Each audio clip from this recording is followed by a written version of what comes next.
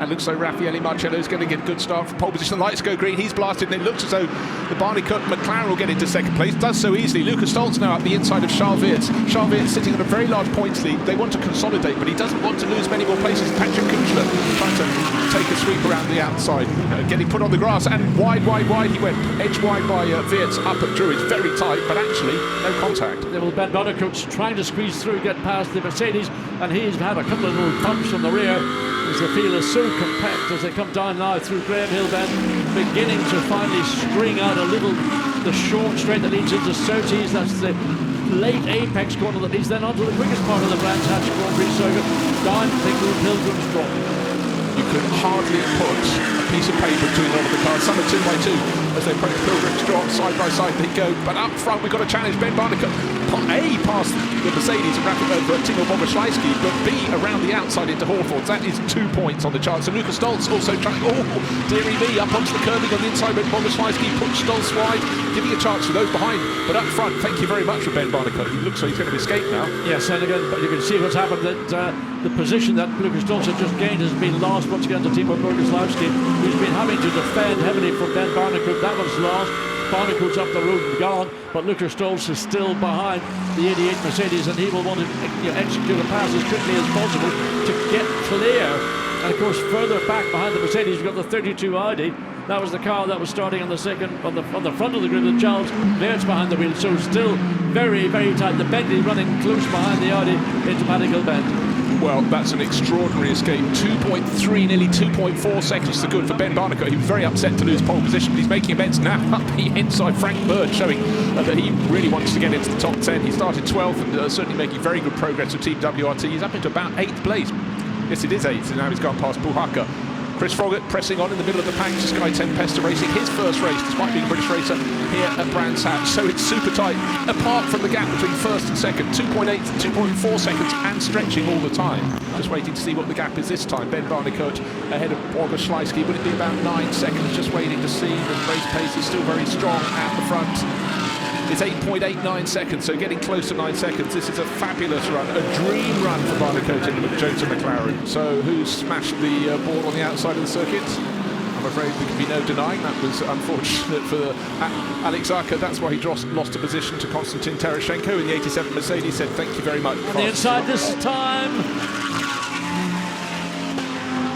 Well, it was a better run last time. Last time he got the closest he'd been before. This time even closer. But look, the Bentley, it can't get its power down. He was pushed a little bit wide there. Great move by Fella, and he's going to hold it and gain that 5th place, gain the lead in the Silver Cup class. But if the Bentley goes wide, there's a challenge from behind for the Rinaldi Ferrari, getting very close. Looks inside, looks outside, and unfortunately for Patrick Kuchler, the door is closed. But unfortunately, it wasn't closed in time at Clearways. So it's a status quo for those two Mercedes. The Audi's trying to squeeze in between the 88 and the number 6.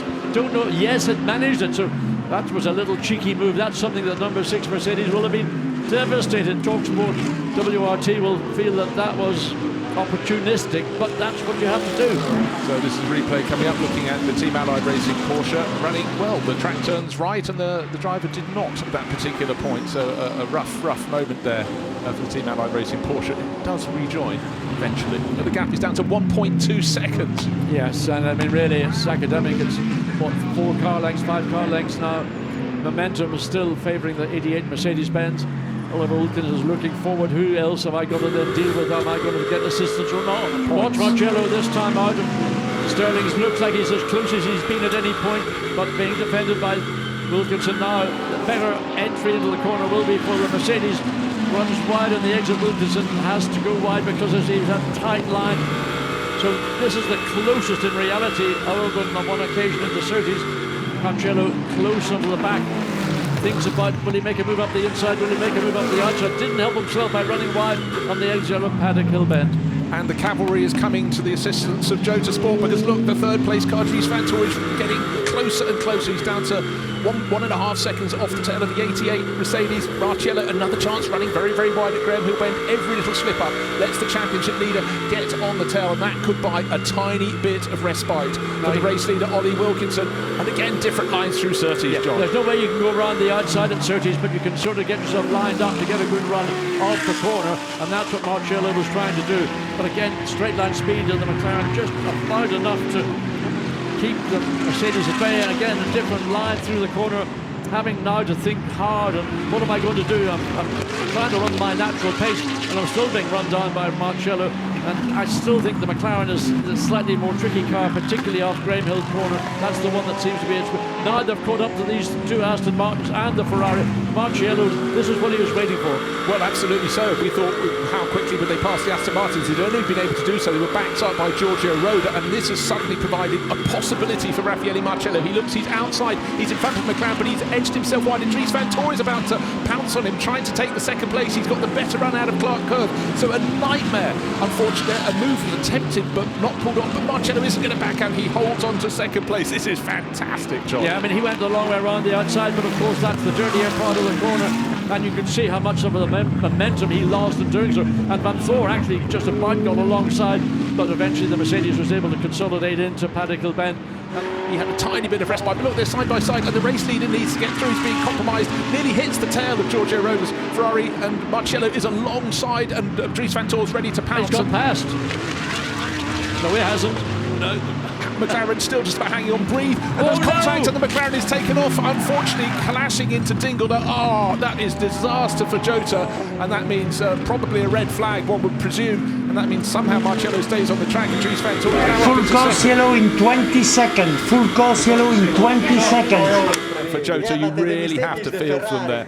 In fact, the first three were compromised enormously down there, and unjust returns Roy Wilkinson, who drove a supreme race under enormous pressure. He's out of the car, but there's lots of damage to the barriers down there. And the car, of course, has gone over the barriers into the effectively what is a pops. So the car's pulling slowly down the start-finish straight during this full course yellow, under 2 minutes remaining in the race, but unfortunately for Jota, their car very much out of the race, and real frustration for the WRT crew and ACA ASP.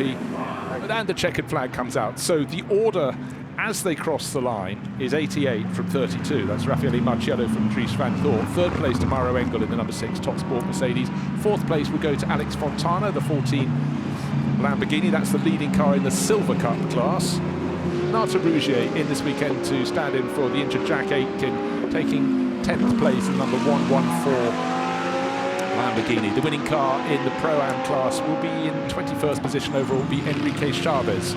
So a good run for Barwell on home ground. Ahead of the 52 Mercedes from AF Corsa and the 188 Aston Martin that Johnny Adams shares with Alexander West. And there is the Pro-Am winner coming through, the all-Portuguese crew. So job done in race one. Looking forward to see what they can achieve in the second race. So we feel these are probably provisional results. Maybe some investigations, but Timo Bogoslawski and Raffaele Marcello, ACA ASP number 88 Mercedes victory, full course yellow conclusion after the incident on lap 38, and Charles Beertz and Dries Van Tor, the championship leaders, crossing the line just 0.6 of a second behind. Lucas Stoltz and Mauro Engel, the Top Sport WRT Mercedes, in third place overall. Then Ricardo Feller and Alex Fontana, good fourth place, but also taking the maximum haul in the Silver Cup. Finally found your way past, but very, very difficult towards the end there. Yeah, I mean, I want to see the video again, but I mean, from my point of view, I mean, the track is quite narrow. The white Ferrari wanted to let me pass, I think, in the wrong moment when we were side by side with the McLaren. And then, yeah, I don't know, I got sandwiched between the two cars. I mean, I didn't want to push him out, of course. I'm not a dirty driver, I think. So, I mean, it's just unfortunate. I'm sorry for them. I mean, I didn't want to make contact, but the track is really narrow, and yeah, I mean, I know where to go, and then we'll see what's happening after. So as the strains of the Marseillaise, the French national anthem, ring out for ACA ASP, the French team run by Jérôme Polican on the top step. We have Raffaele Marcello and Timo Bogoslawski, a team very keen, clearly, to keep his suit nice and dry.